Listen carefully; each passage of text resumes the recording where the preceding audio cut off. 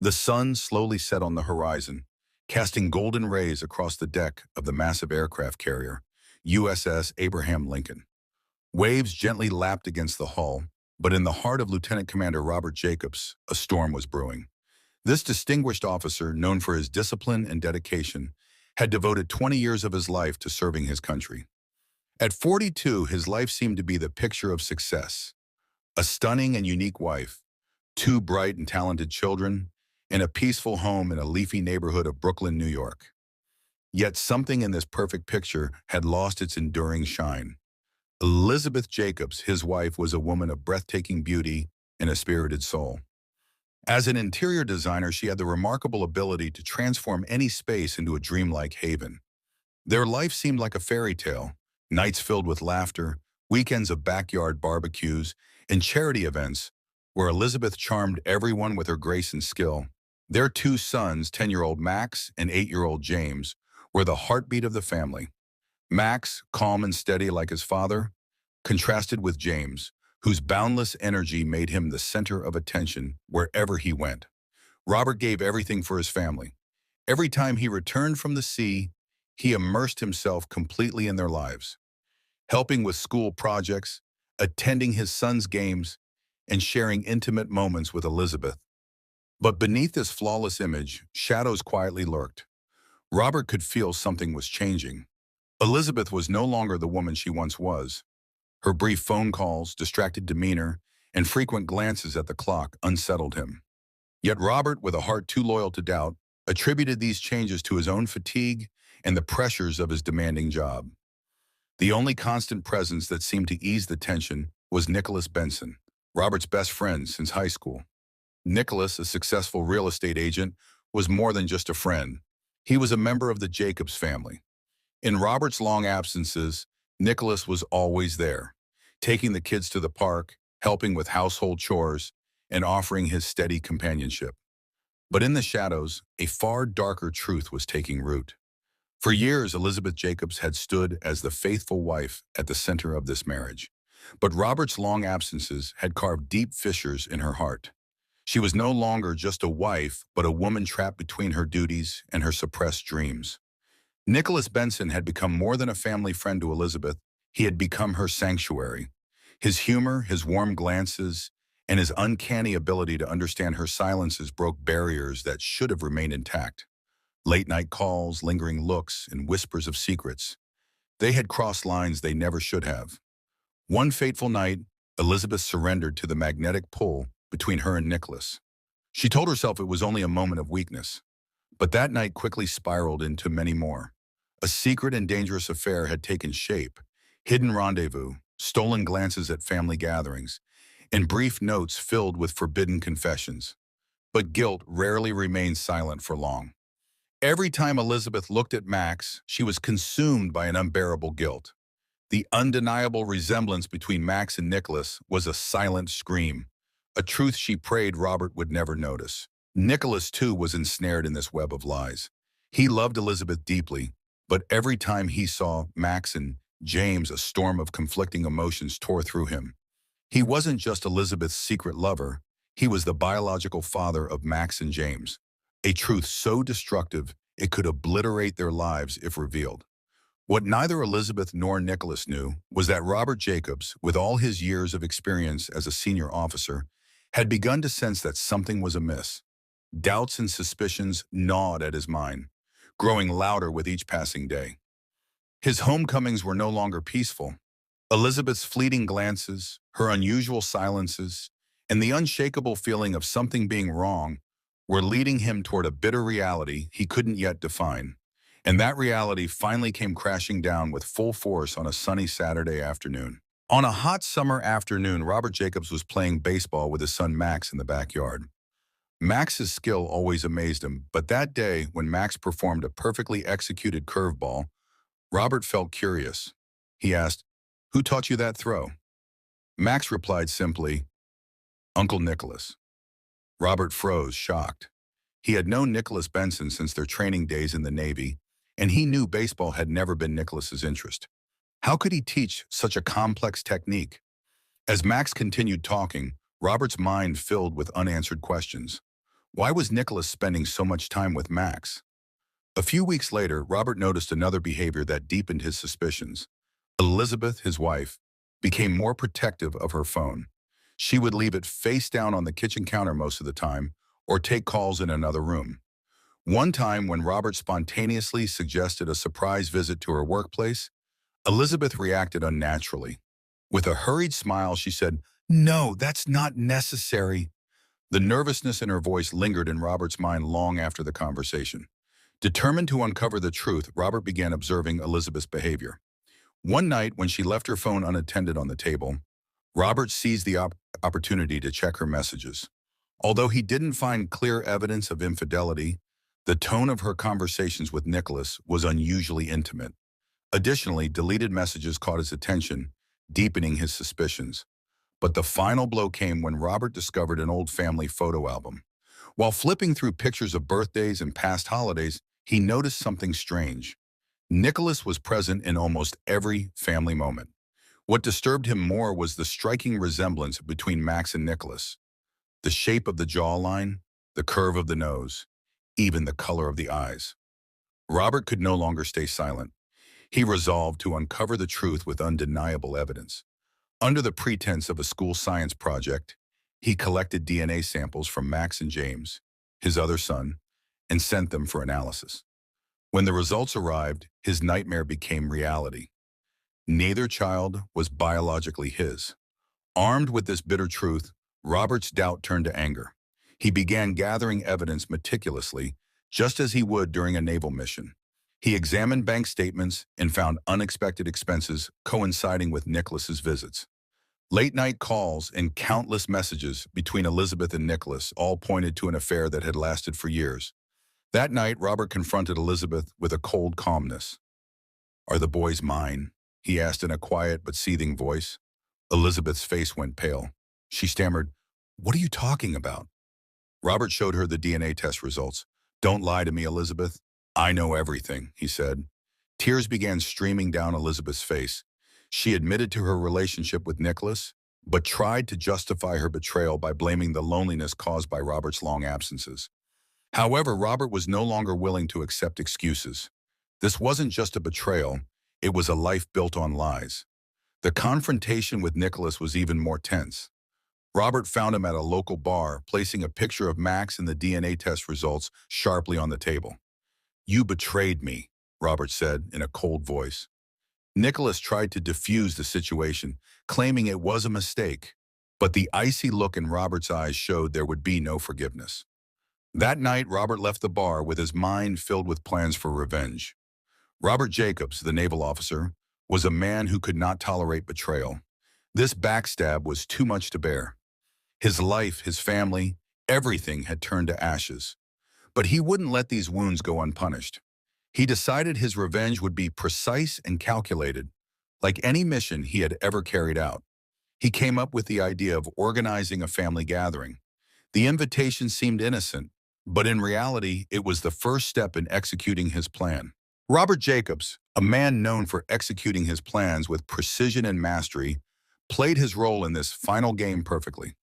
He approached Elizabeth and Nicholas with a friendly tone and extended an invitation that seemed peaceful. "Let's reunite for the kids and bury the past to look forward to the future," he said. He suggested spending the weekend at an old cabin near a lake in northern Michigan, a place filled with happy memories for everyone in the past. Elizabeth agreed immediately, still drowning in guilt and searching for a way to atone for her sins. Nicholas, though hesitant, eventually agreed under Elizabeth's insistence and in hopes of earning Robert's forgiveness. The cabin by the lake was an isolated place, surrounded by dense woods and tranquil water. When everyone arrived, the atmosphere was charged with hidden tension. Robert played the role of the perfect host, smiling artificial smiles and pretending to forgive, while a storm of anger raged within him. The children were delighted by the opportunity to fish, play, and explore the forest, completely unaware of what was unfolding behind the scenes. But Robert was crafting a sinister plan behind his calm exterior. The night the truth was unveiled began with dinner. Robert grilled steaks over the fire, poured wine, and ensured the children were asleep in their room. Then he invited Elizabeth and Nicholas to the wooden deck overlooking the lake. The dinner started with fake laughter and reminiscing about old memories. But Robert's tone soon changed. He said calmly, swirling his whiskey glass in his hand, "You know, trust is the foundation of any relationship. It's fascinating how fragile it can be, isn't it?" Elizabeth cast a worried glance at Nicholas, who shifted uncomfortably in his seat. "Robert," Elizabeth said with a trembling voice, "we're here to move past this, not to revisit the past." Robert's eyes turned cold as steel. "Move past it," he said quietly but firmly. "After everything you two have done, do you really think that's possible?" Before they could respond, Robert pulled a gun from beneath the table. "No more lies, no more deception. It's time to confront the truth," he said. He forced them down to the cabin's basement, seating them on chairs and tying them up. Elizabeth sobbed and begged for forgiveness, while Nicholas struggled to break free. Robert stood before them with calm and cold precision. He began recounting the story of their betrayal, explaining how they had destroyed his life. In a flat, emotionless voice, he said, "You didn't just betray me. You destroyed everything I believed in." Despite their repeated pleas, Robert had made up his mind. Using his military training, he executed everything with precision and left no trace.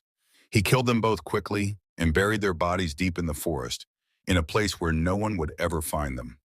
The next morning, the cabin was spotless, with no signs of a struggle. Robert returned to Brooklyn with his children, as if he'd had an ordinary weekend getaway. His plan had been carried out flawlessly, but the appearance of calm did not last long. The days following Elizabeth and Nicholas's disappearance were filled with suspicions and questions. Robert's life seemed normal. He attended social events and acted as though nothing had happened. However, something about the case disturbed Detective Marcus Washington.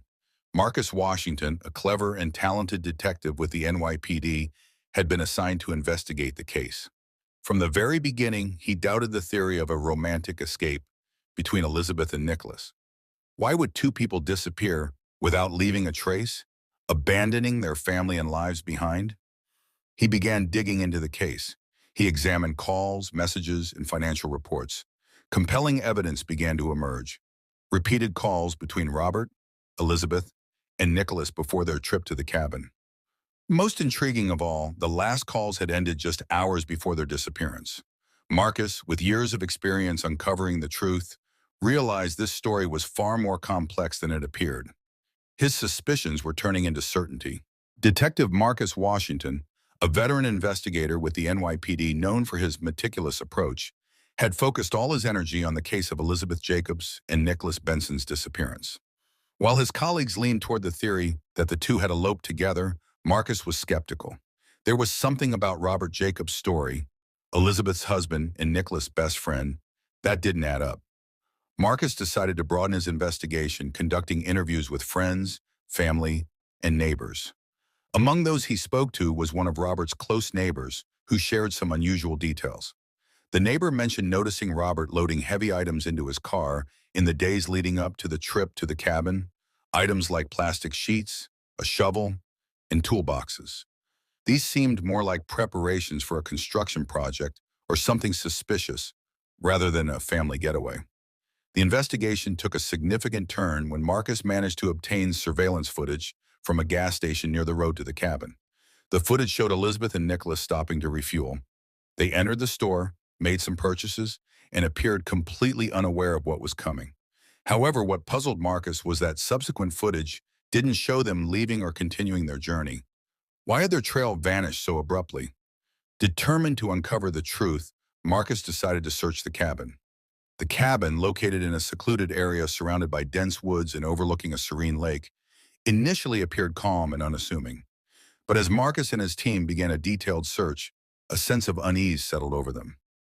In the cabin's basement, the team discovered evidence of violence in an attempt to clean up. Using specialized chemicals, they identified bloodstains on the corners of the basement floor.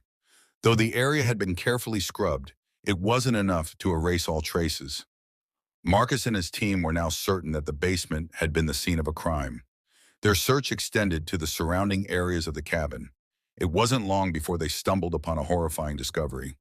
Deep in the woods behind the cabin, they found freshly disturbed soil. Upon digging into the area, they uncovered the bodies of Elizabeth Jacobs and Nicholas Benson, both bearing gunshot wounds. The condition of the bodies suggested that both victims had been taken by surprise and had no chance to defend themselves.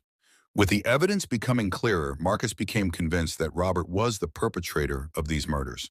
The precision of the killings, the burial of the bodies in such a remote location, and the efforts to erase evidence all pointed to military expertise and meticulous planning, skills that Robert, a former Navy officer, possessed. Yet something was still missing. Marcus needed concrete evidence that would directly tie Robert to the crime. He began an exhaustive review of phone records and messages exchanged between Robert, Elizabeth, and Nicholas. He found numerous calls and texts shared among the three in the days leading up to the trip. The final communications, however, ceased abruptly just hours before Elizabeth and Nicholas disappeared. Marcus Washington was now certain that Robert Jacobs had coldly and methodically carried out the murders. But he also knew that more irrefutable evidence was needed to charge and prosecute him. This case, which had drawn widespread media attention in New York, had become one of the biggest challenges of Marcus Washington's career. Robert Jacobs sat in the prison visitation room, face to face with the boy who had once been his entire world. Max Jacobs, now 19 years old, was no longer the broken child whose world had shattered after the revelation of his mother's betrayal and his father's crime. He had grown into a strong young man, but he was still searching for answers that had haunted him for years. Robert, with his graying hair and slouched shoulders, no longer resembled the strong Navy officer who had once been the backbone of his family. He looked broken and worn down, but in his eyes there remained faint traces of his former arrogance. Robert spoke in a quiet, trembling voice, as if he had lived in silence for years. "You've grown up." Max responded without flinching. 9 years is a long time. People change. His voice was calm but heavy with the weight of words he had been determined to say. "James didn't come. He has baseball practice. We have the championship game next week." He paused, then added, "He became the team captain, just like Dad used to be." The word "used to" felt like a dagger to Robert's heart. He closed his eyes and didn't respond. The silence between them was heavy, like a boulder. The only sound filling the void was the hum of the air conditioner in the visitation room.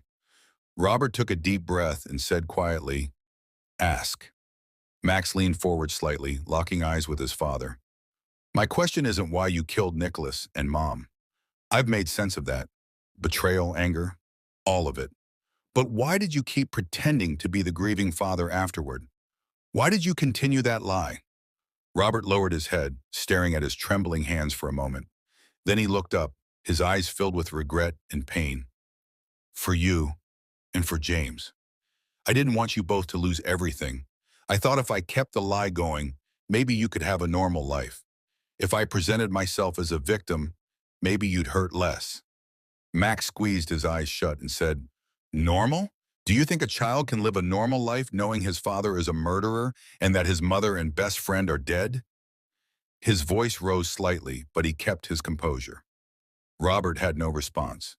He simply looked at his son, weighed down by regret like heavy chains. Max took a deep breath and rose from his chair. "I didn't get my answer, but I think I've heard enough." He looked at Robert with a gaze full of anger, sorrow, and acceptance all at once. "I don't want to see you again." Robert wanted to say something, but the words stuck in his throat. He watched Max walk toward the door, feeling the weight of his son's footsteps grow heavier with each step. Max stepped out of the prison and looked up at the blue New York sky. In that moment, he decided he would no longer let his father's shadow fall over his life. He was no longer a victim. He was a man determined to build a different future. That night, Max returned to his old home in New York, where he now lived with his grandmother. The old Victorian house had been carefully renovated, but Elizabeth's spirit lingered in every corner. The warm colors of the walls, her handmade paintings, and the tranquil atmosphere that preserved the memories of the past. James, now 17, was practicing his softball pitches in the backyard. He was the spitting image of Nicholas Benson, the same stance, the same way he adjusted his cap before every throw. James was a rising star, with athletic scholarship offers promising him a bright future. Inside the house, their grandmother was preparing dinner. The walls were lined with photos of Elizabeth and Nicholas. The boys no longer hid the truth. The bitter, hidden reality of the past had become clear and accepted now. On Max's desk were acceptance letters from prestigious universities, including Northwestern, the University of Chicago, and Stanford. Each one offered him a chance to escape the shadows of his past and move toward a brighter future. James was on the verge of becoming a professional athlete. He had decided to engrave Nicholas's number on his baseball jersey, a tribute to a father he may not have fully known, but whose footsteps he was following. Max still dreamed of the lake house, but not as a nightmare anymore. In his dreams, he saw Elizabeth and Nicholas laughing by the lake, free from betrayal and secrets. He saw himself and James playing nearby. There were no hidden graves, no anger, no revenge. When he woke up, his eyes were wet with tears. Tears for the years lost and the innocence stolen from him and his brother. As time passed, the story of the Jacobs family became a part of New York's tragic history. The tale of betrayal, revenge, and the struggle to rebuild a life was told in classrooms, courtrooms, and even among neighbors. But alongside that tragedy, there was the story of Max and James's resilience, two boys who had managed to create light out of darkness, a story of inspiration. Max and James founded an organization to help children who had suffered from domestic violence and the loss of their parents. This project held deep meaning for them. The lake house, the site of the crime, was demolished and replaced with a memorial park. Every spring, purple water lilies, Elizabeth's favorite flower, bloomed in the park. The motto of the Jacobs Foundation, chosen by Max and James, was, "The truth, even if buried deep in the earth, will always grow toward the light." And in the memorial park, new flowers bloomed each year, just like the new life that had flourished after the tragedy. Thank you for watching this story. If you enjoyed it, don't forget to like the video and subscribe to the channel to support us. See you next time with another story.